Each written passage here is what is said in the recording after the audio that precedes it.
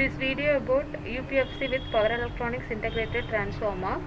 So here we done that UPFC system using series and shunt transformer. So these two are integrated transformer, and here we use three-phase grid as a source. So this is the source for the entire system.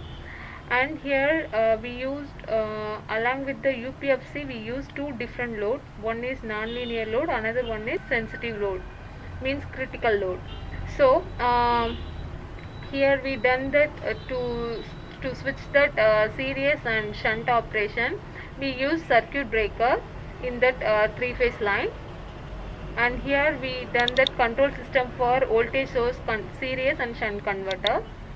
Here we can check that measurement of that series and shunt converter along with that integrated inverter, so integrated transformer.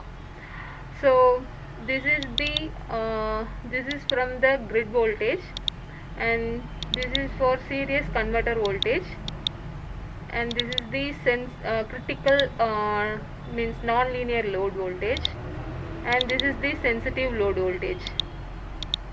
And here we can check that load current, shunt converter current, grid current, and DC voltage. DC voltage means the common coupling capacitor from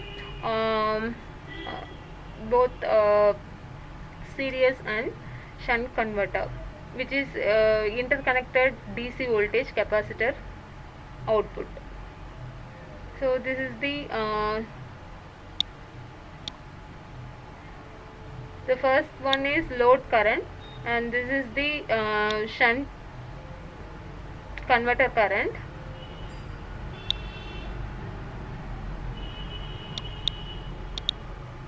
And this is the load current.